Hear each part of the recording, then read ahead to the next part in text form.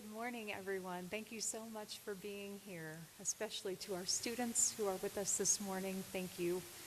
I think it really is important to note that it demonstrates how united we are as a campus community to see our faculty, our staff, and our students together, united by a shared purpose, saving lives. Today's event, One Pill Can Kill, isn't just another training session. It's a call to action.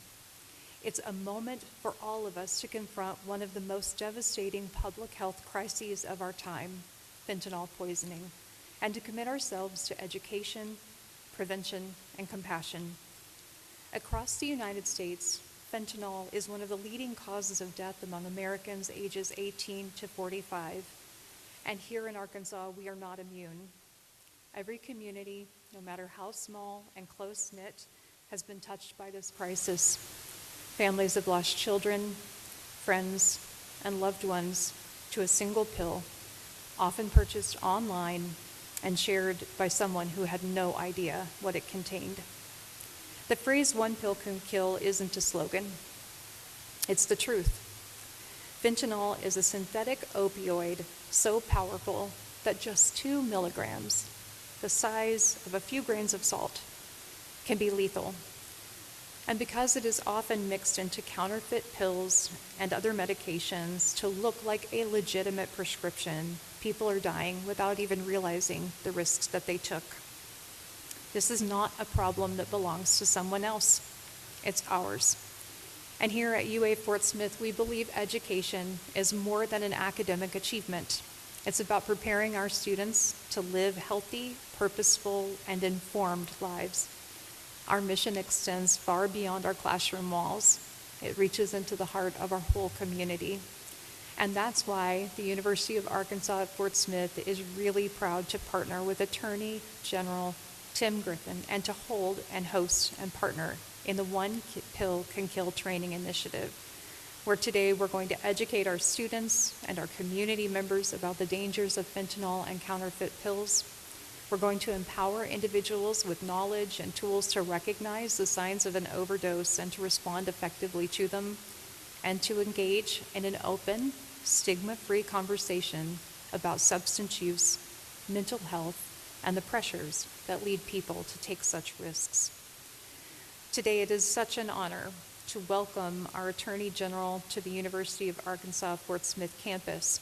Tim Griffin is the 57th Attorney General of Arkansas and previously served as the state's 20th Lieutenant Governor from 2015 to 2023.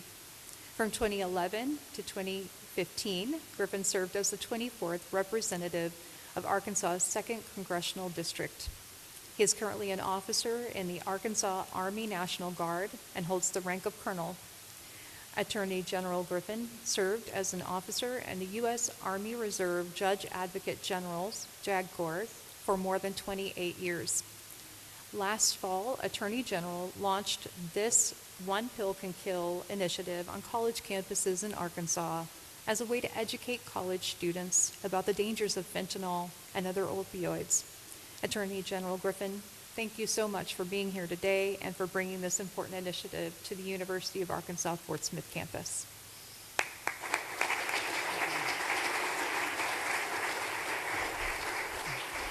Thank you, Dr. Raleigh, for having me. This is so critically important, and we are continuing all around the state to hold these sorts of events to raise awareness and educate, and also provide hands-on training, which we will have a little later today. And I am told we have just a huge number of folks, students who have signed up for that, like 187 or something, which is a massive, massive showing and very encouraging. So I'll echo a few things that Dr. Riley said. I want to talk about foundationally what we're doing here, why we're doing it, how we're funding it, sort of set the stage, provide some context. So this country has, over the last couple of decades, and continues to have an opioid crisis generally. And as a result of that opioid crisis, we have been able as a state, like other states and municipalities and other government bodies, we've been able to get some settlement funds. And here in Arkansas, my office controls a significant amount of those settlement funds that come from settlements with pharmacies, settlements with manufacturers, and those funds have to be used for opioid abatement. And that's a very specific, there's a very long appendix to our settlement that lays out very specific uses that we have to put that money into. One of the uses is to educate, raise awareness, and train. But let me tell you with a little bit more about this opioid problem. So the problem we have had and continue to have, but we are getting our arms around it, relates to prescription opioids. Okay, prescription opioids like oxycodone, for example, those are opioids that are addictive, that are dangerous, but also have medical uses. And when you look at one of those pills, you know what it is. It's still addictive. It needs to be used in the right context, but you know what it is. It is produced in a pharmaceutical grade factory with certain standards, and you can have confidence in that.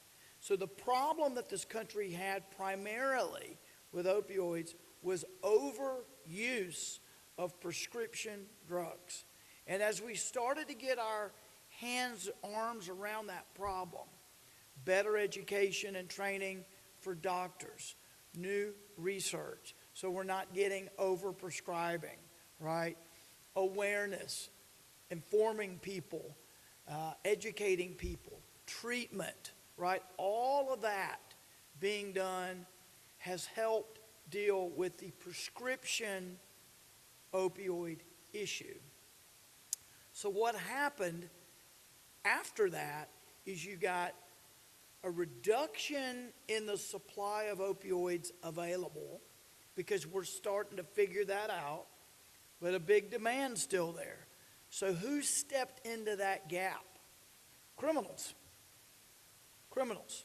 This happened with meth years ago when meth that was being used from over-the-counter drugs was harder to get. Those over-the-counter drugs were harder to get.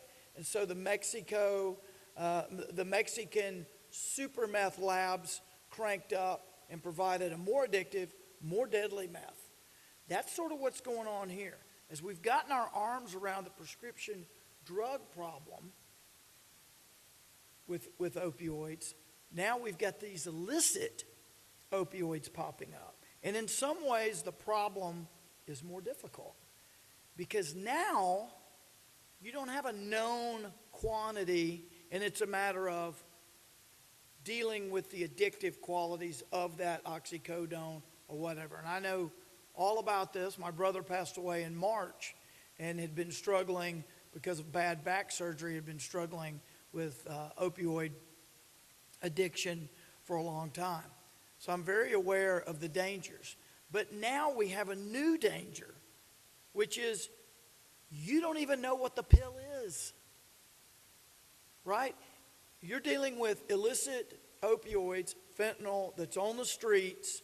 You don't know where it's manufactured.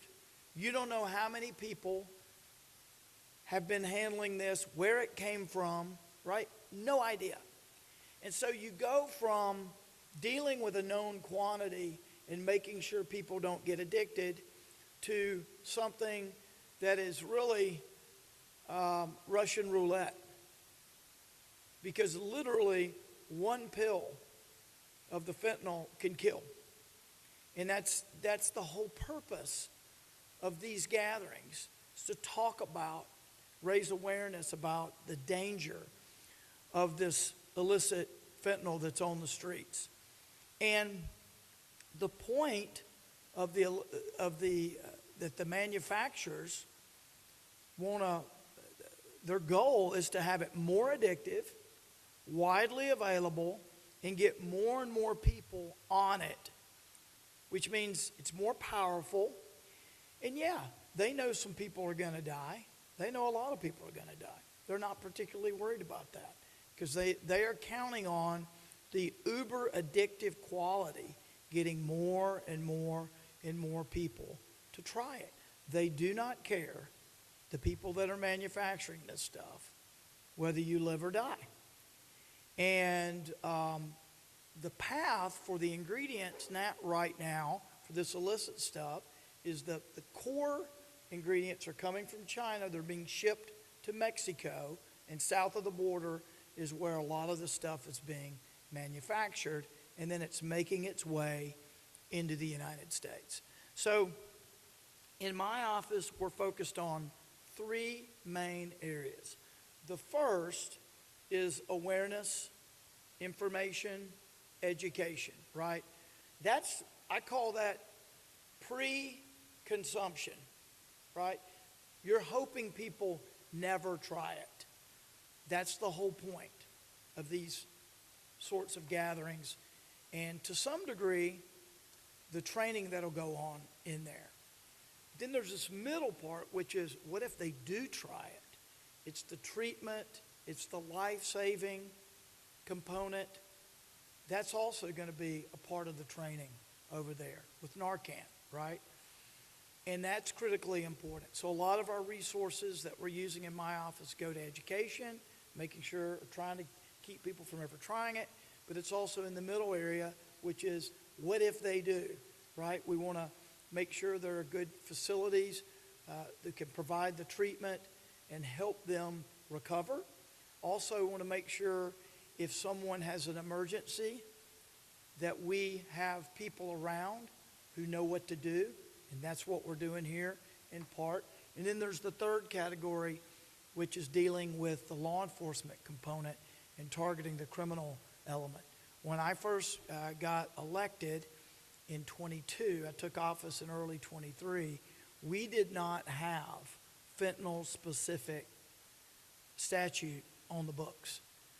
And we quickly got to work with the legislature to increase penalties and to make sure that that we were able to lock up for a long time people who are in the business of distributing fentanyl. And that is now on the books. It's been used quite a bit. And so we're taking these resources that we're able to win in settlements, and we're using them in these different areas. And this is still an ongoing problem. It's an ongoing problem with the prescription drugs, but the really difficult thing to solve relates to the illicit, because again, you have no idea what it is. And the interesting thing is, you would never consume food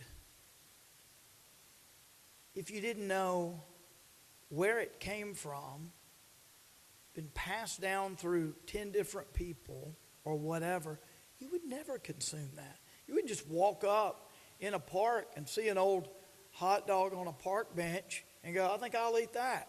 I mean, that wouldn't be your first choice. But people do that with these pills all the time. They have no idea where it came from. And they really have no idea what's in it. And the criminals have demonstrated they'll put anything in it. They will mix fentanyl with sheetrock. They'll mix fentanyl with any kind of product to make it look like a pill. And you have no idea what you're putting in your body. So I really appreciate y'all being here. And I'm uber excited about the 186, 187 folks who are going to be over here for the training. This is the training you're going to get over there can save lives. We have been really forward-leaning in supplying Narcan to campuses. I'm sure you've got Narcan here. The problem with Narcan is it lasts about 3 years and we have to replace it. And so we are we want to be a resource there. If that's an issue here, we've done this elsewhere. I believe that we're in the process of getting you, actually we've already got you a vending machine. We've got 2 vending machines here, right? And we are distributing vending machines paid for with the settlement funds around the state. And so we do want to primarily keep people from ever trying it. But if they do make that mistake, we want to make sure that we know how to get them emergent help if there's an emergency, which is Narcan, and get them longer term treatment help if that's what they need. So the individuals that are here, that are hearing this, can be what I call a force multiplier, because they can talk about it, they'll be informed about it, they can spread the word. And the folks over here that are going to be in the training particularly, because you're going to have not only the information to pass on the message, but you're going to be able to save lives.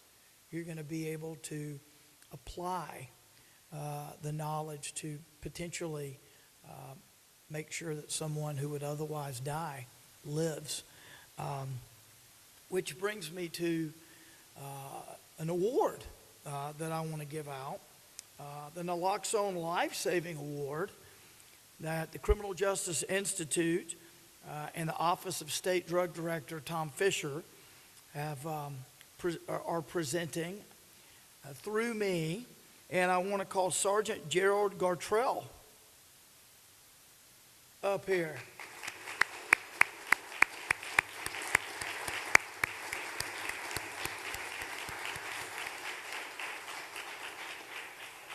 Now he's surprised, right?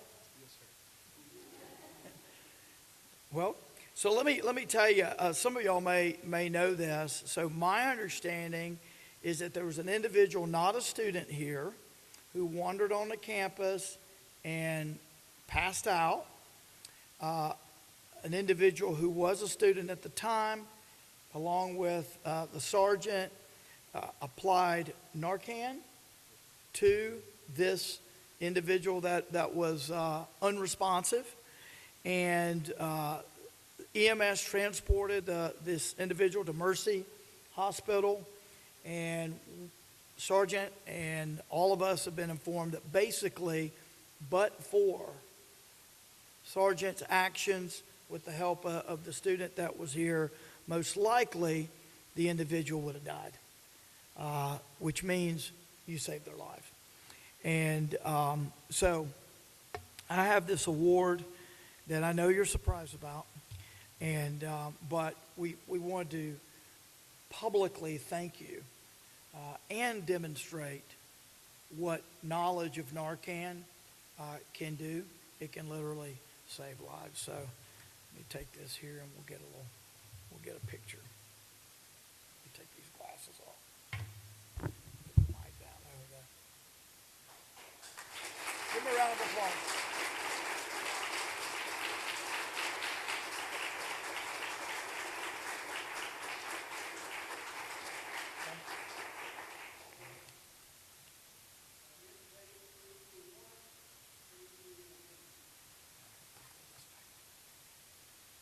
Want to give a speech? Want to answer some questions? Okay, great. Thank you so much. Appreciate you. Another round of applause.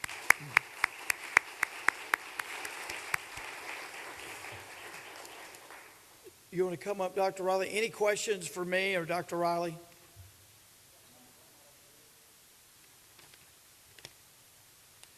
Okay, great. Well, we'll have lunch over there. It's going to be a great time. Thank y'all for being here. Thank you for helping us get this message out. God bless you. Appreciate you.